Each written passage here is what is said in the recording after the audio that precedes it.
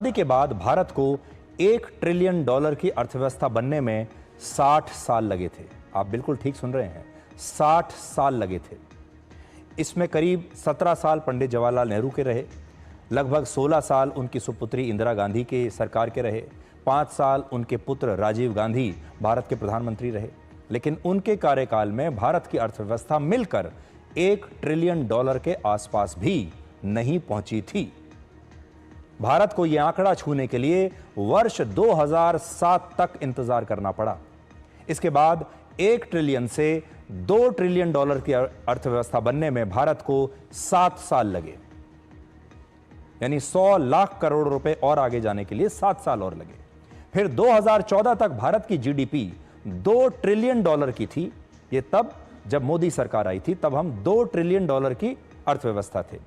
इसके बाद प्रधानमंत्री मोदी के 11 वर्षों के इस कार्यकाल में भारत की जीडीपी, भारत की अर्थव्यवस्था $2 ट्रिलियन से बढ़कर $4 ट्रिलियन हो गई, 400 लाख करोड़ रुपए की हो गई। और इनमें भी 3 ट्रिलियन से 4 ट्रिलियन पर पहुंचने में हमें सिर्फ 4 साल लगे। सब जो बातें ये तो अंतर्राष्ट्रीय बिजनेस से रिलेटेड है। मनमोहन सिंह जब इस सरकार में आए थे 2003-4 में, तो 4 में आए थे, तो उस साल का जो हमारा मर्चेंडाइज एक्सपोर्ट था वो 67 बिलियन के आसपास था, और जब वो गए तो 317 बिलियन पे छोड़ के गए थे। 317 वो CAGR कहलाता है, वो 17% पे छोड़ के गए थे। और अभी तक हमारा पिछले 12 साल, अब तो 12वां साल है, 317 से हम 437 तक आए हैं, 435-37 कहीं है बस। कुल 3 CAGR है हमारा। मनमोहन सिंह 17 CAGR दे के गए थे, ये 3% में कई गुना वो बेचारे दे के गए थे, लेकिन हमने उनको तो गलत ठहरा के खारिज कर दिया था 14।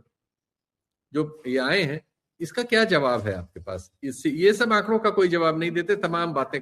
जब आप 12 साल में ये समस्या टैरिफ की तो आज आई है ना, 1 साल हुआ, 6 महीने हुआ, जो भी हुआ, 11 साल तो कोई टैरिफ आप पे नहीं, इस तरह का नहीं था। आप ही लगाए हुए थे अमेरिका पे, तो आपकी ग्रोथ इतनी कम क्यों है?